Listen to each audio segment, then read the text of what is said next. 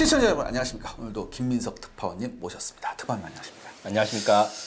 이란 전쟁이 생각보다 오래 가고 있습니다. 그 전쟁이라는 건 뭐 워낙 예측 불가하지만 이 전쟁이 이렇게 오래 가리라고는 사람들이 생각 안 했는데 이 와중에 F-35가 피격을 당했다는 소식이 들어왔습니다. 특파원님 어떻게 보십니까? 네, 일단 사건 내용은 2026년 3월 19일 새벽 2시 50분에 네. 미국 공군의 F-35A가 이란 공군의 미사일 공격을 맞았으나 미국이 주장한 거는 이제 그게 추락하거나 조종사가 사망한 게 아니라 그 손상을 받았으나 불시착을 해가지고 조종사도 살아있고 기체도 아군 영토로 들어왔다 까지가 발표고 이란 혁명수비대는 자국 방공 시스템이 F-35를 치명적으로 타격했으며 추락할 가능성이 높다고 주장하면서 영상을 공개했습니다. 네, 그 저 봤어요. 네, 영상이 F-35를 마치 적외선 카메라 같은 걸로 추적한 건데 여기 대해서 진위 논란이 분분한데 저는 진짜인 것 같긴 해요. 아, 진짜 같아요? 네.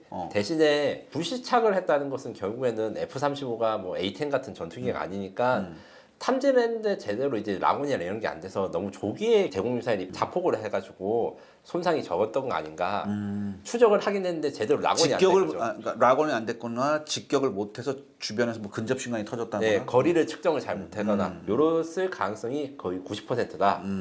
이게 아직도 의문사항이 많아요. 네. 일단 혁명수비대, 이스라엘 혁명수비대가 어떻게 격추했는지에 대해서 그 영상만 틀어주고 뭘로 격추했는지 공개를 안 했습니다. 네. 핵심은 열추적 미사일, 그 다음에 패시브 탐지 이겁니다. 무슨 말이냐고 하면 레이더 전파를 쏘는 대공 미사일, 뭐 S-400이나 뭐 HQ-9 뭐 이런 것들은 스텔스기가 쉽게 피할 수 있다. 왜냐하면 레이더 전파를 방사하면서 그렇죠. 자신이 공격받고 있다는 걸 알고 있거든요. 근데 공격받고 있다는 걸 모르는 상태로 미사일이 맞으려면 일단 미사일이 열추적 방식이거나 수동 신호를 쫓아가는 방식인데 F-35는 스스로 전파를 발산하거나 이런 게 아니니까 뭐 수동형 레이더도 아니고 결국에는 열추적 미사일을 쓰고 그 열추적 미사일 쏘는 이 대공포라든가 미사일이 만약에 레이더 전파를 쐈으면 그것도 발각될 것이니까 레이더 전파를 발산하지 않은 상태에서 F-35에 대해서 미사일을 쏠 수 있는 장비들이 있다라는 게 여기까지는 결론입니다. 그래서 후보가 4가지가 있는데 마자드 AD-08, 뭐 미사그2, 헤르츠-9, 뭐 베르바 뭐 미사일이 있는데 이 중에서 제일 확률이 나는 거는 베르바라고 하는 러시아제 휴대용 대공 미사일. 근데 맨패스로 맞추려면 전투기가 꽤나 저공으로 갔다는 얘긴데. 네, 그렇죠. 예. 일단 그것도 확률이 낮을 뿐만 아니라 신공 시뮬레이터 한번 써봤거든요. 네. 소리가 제트기가 난다는 소리가 들린다 해가지고 그 조준기를 잘 잡고 조준하기 굉장히 어렵습니다. 그래서 맨패스 단독으로는 거의 불가능하다. 뭐 이런 이야기를 할 수 있고 그 다음에 마지드 AD-08 이게 제일 유력한데 이건 약간 체퍼렛. 혹시 체퍼렛 뭔지 아십니까? 그 뭐 사이드와인더에 달아가지고 그냥 우다다닥 쏘는 70년대 지상에서 쏘는 그런 것과 비슷한데 얘는 적외선 카메라로 포착을 한 다음에 적외선 미사일로 격추를 하기 때문에 저 라이브에서 체퍼럴 아닐까라는 얘기 한번 했었어요. 이란판 체퍼를 많이 정확한 표현입니다. 그게 일단 제일 유력하고 이 외에도 미사그2 같은 경우에는 이제 베르바랑 비슷한 거고 그다음에 헤르즈9 같은 경우에는 이게 미자랑 비슷해서 이 총 4종류의 후보 기종이 있는데 핵심은 다 레이더가 없다. 레이더가 없이 그리고 열추적 미사일이다. 이게 굉장히 중요한 겁니다. 유로파이터하고 F-35하고 이제 모의 교전을 했었을 때 F-35인가 F-22였나 모의 교전을 했었을 때 유로파이터가 IRST로 미국제 스텔스 전투기를 모의 공중전에서 잡았다는 얘기가 있었거든요. 관계자들 말을 들어보면 IRST로 적 전투기를 탐지하는 게 마치 정말 시야가 좁은 망원경으로 이렇게 찾는 거하고 똑같다고 하더라고요.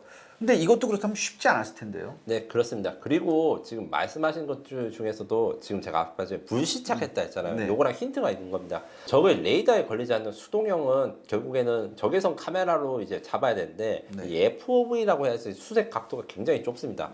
그런데 이제 현대의 대공 무기들은 어떠냐면 우리 천호 자주대공포, 차륜형 자주대공포 같은 경우에도 IRST로 적을 탐지하는데 레이더처럼 회전해요. 1초에 한 번씩 분당 60회 회전해서 자동으로 인식을 합니다. 사람이 1초에 60번씩 그 카메라 돌리면서 표적이 있는지 보면 너무 정신이 없잖아요. 그렇죠. 돌아버리죠. 기계의 힘, 그러니까 AI를 사용해가지고 알고리즘을 사용해서 하면 이게 된다. 그래서 적외선 카메라로 이제 탐지하는 것들이 기술이 발전해가지고 이 어느 정도 방향 탐지나 이런 게 되는데 핵심은 거리 측정이 안 된다. 그러니까 이게 정확하게 포착 추적 여의치가 않을 것 같거든요. 네, 맞습니다. 그래서 레이저 거리 충전기를 이런 수동형 대공 레이더들, 대공 미사일이나 이런 것들 다는데 이 레이저를 쏘면 또 레이저 탐지기에 걸린단 말이죠. 네, 네. 그렇기 때문에 사실 이번 사건처럼 발견을 해도 쐈는데 제대로 안 터지고 가까이에서 안 터지기 때문에 F-35가 추락이 안 당한 것이 아닌가.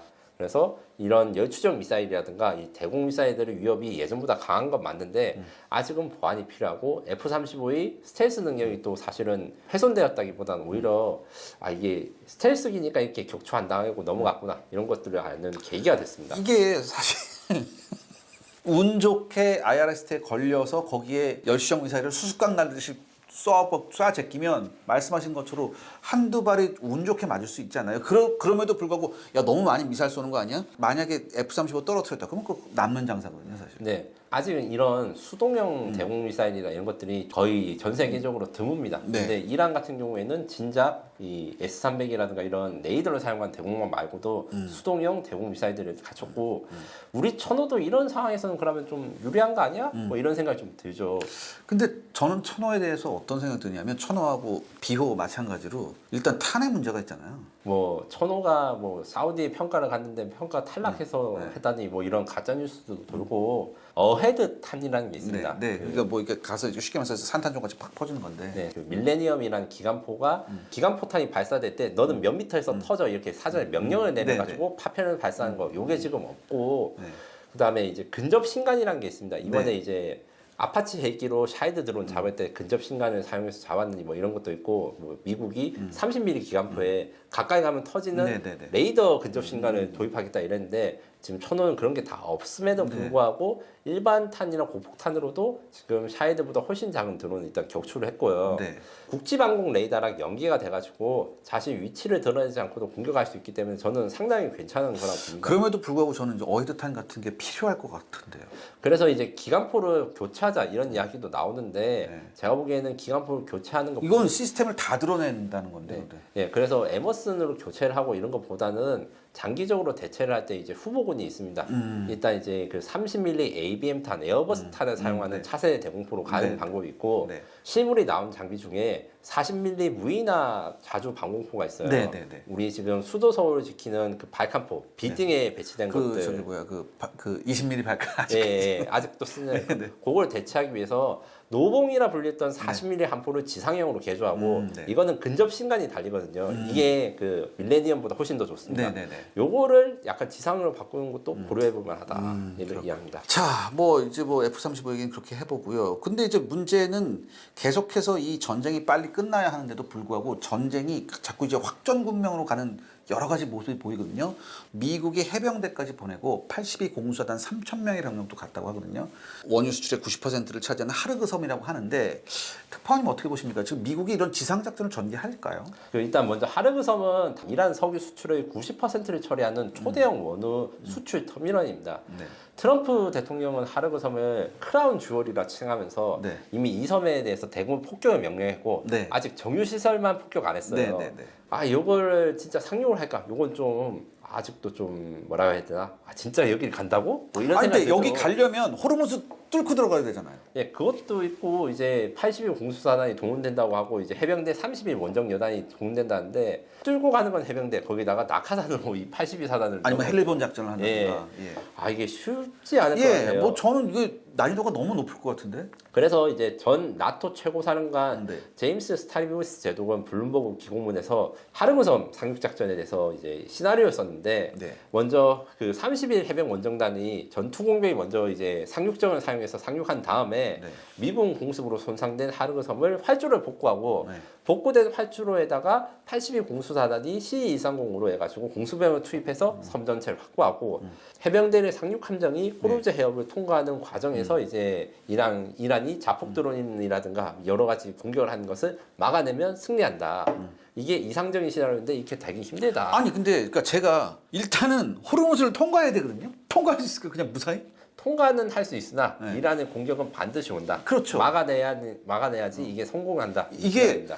만약에 그냥 유조선이 지나가는 것하고 이게 지금 상륙 전단이 지나가는 건 이란 입장에서는 전혀 다른 얘기잖아요. 상륙전 같은 경우에는 의외로 배가 작은 편이기 때문에 네. 왜냐하면 상륙함이 우리나라도 없는 상륙함 아메리카급 이런 게 뭐 네. 4만 톤 이렇게 나왔다는데 상선 20만 톤 이랬잖아요. 네.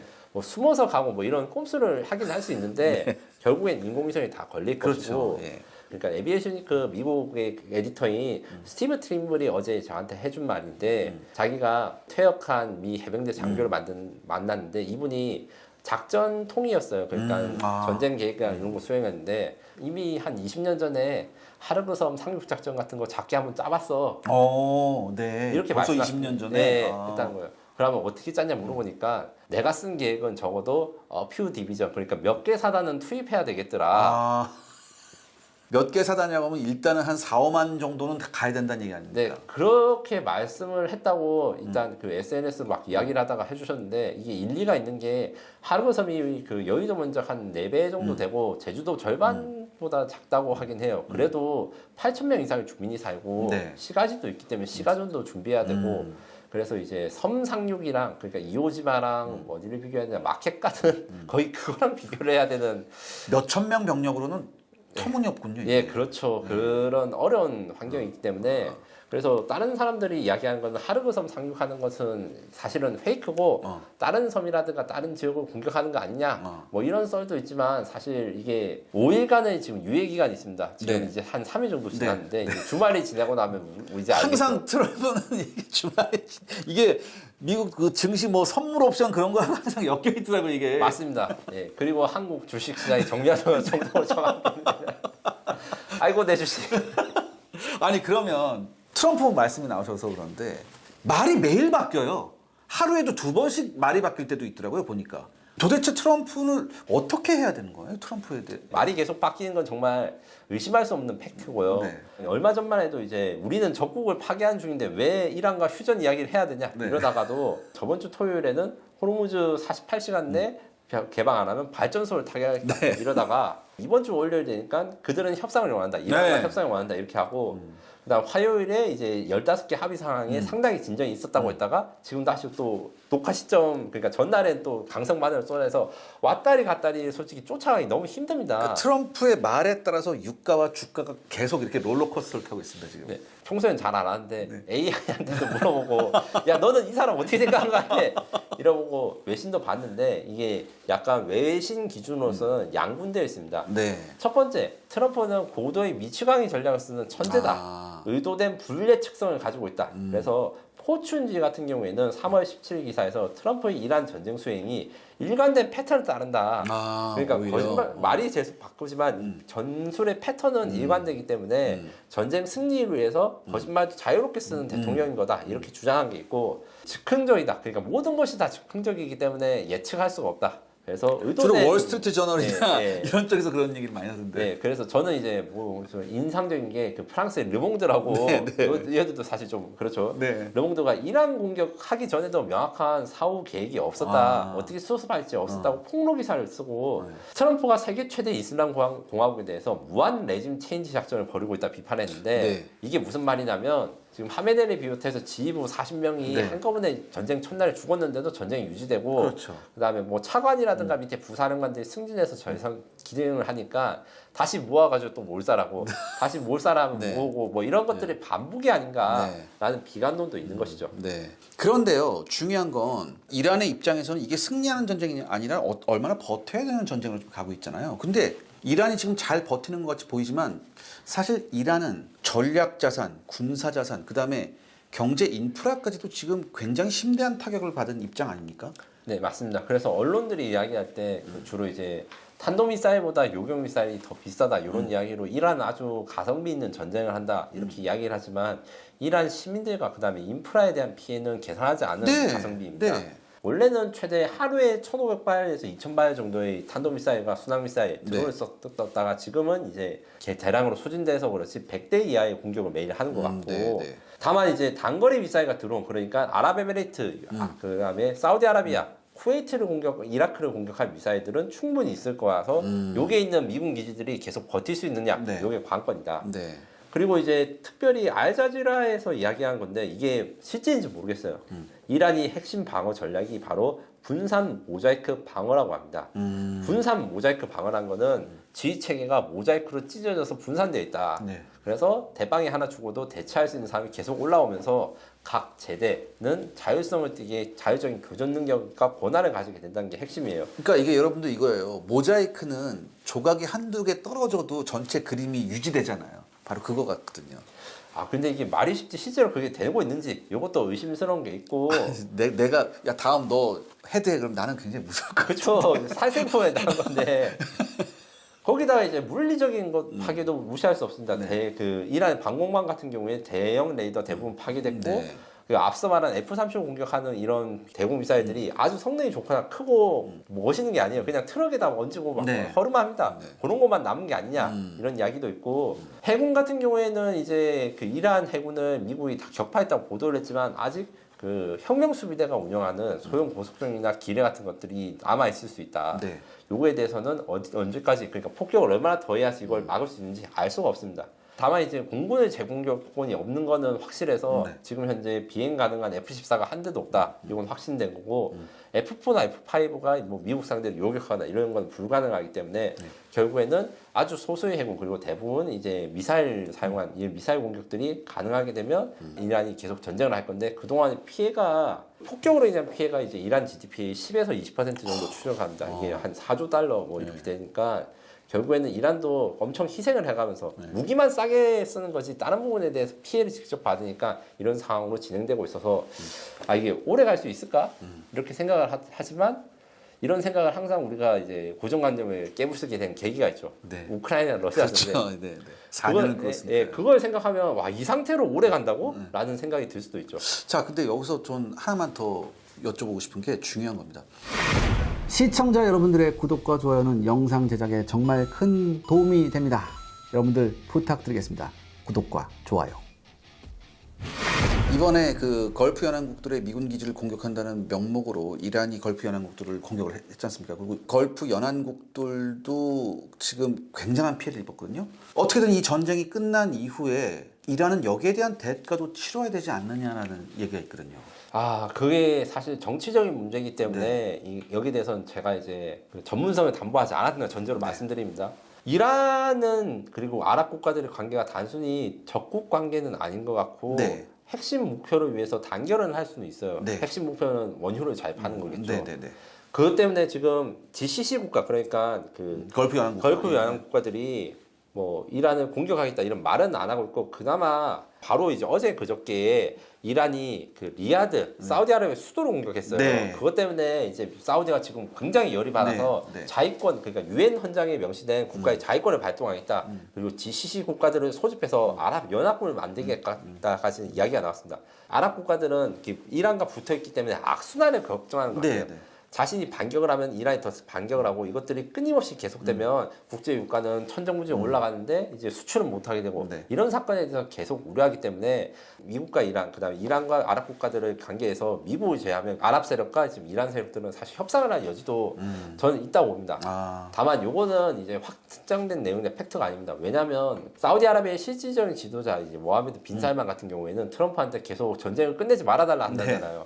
요것도 나름 이유가 있는 게 이란이 전투 능력을 가진 상태에서 휴전되면 더 강한 이란에 대해서 사우디를 침략할까봐 이번에 확실히 조져버려야 된다 이렇게 말한 거거든요. 아예 시작한 김에 이번 기회에 확실히 힘을 빼놓자는 거죠. 그런데 지금 이제 아까 전에 그 상륙전 이야기할 때 해병대 LHD가 그 호르무즈 해협에 들어올 수 있을지 저도 사실 의심스러운데 결국엔 그러면 이란 아랍 국가들이 연합군을 만들어서 미국의 소수 지원으로 이란은 칠 수 있을까?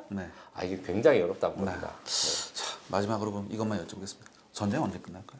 아 전쟁은 내일 당장 끝날 수도 있지만 보통 주말에 안 끝나는 게 이제 상식처럼 된 것 같고 결국엔 주말에 끝나지 않는다는 의미가 무슨 의미냐면 트럼프가 이 전쟁을 의도적으로 길게 끌고 가는 거 아니냐라는 의심이 들 수밖에 없습니다.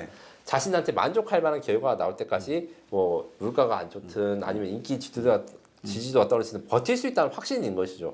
이런 것 때문에 사실 사건이 장기화된 거고 거꾸로 이야기하면 미국이 요거는 도대체 안 되겠다 하고 이제 그 중동 국가에서 발을 뺄 수 있는 결정적인 액션이 나오게 된다면 예측할 수가 없다. 그래서 저는 높은 확률로 장기전이 될 가능성이 있으나 단기적으로 그 끝장내버리는 큰 결정이 나오지 않을 가능성은 없다. 왜냐하면 이란도 지금 피해를 많이 입는다고 했잖아요. 그렇기 때문에 8대 2 정도로 장기가 8, 단기가 2 정도로 생각합니다. 야, 이것까지 장기 가면은 진짜 경제가 작살날 것 같은데. 그러니까 걱정이 큽니다. 예. 네, 저렇습니다.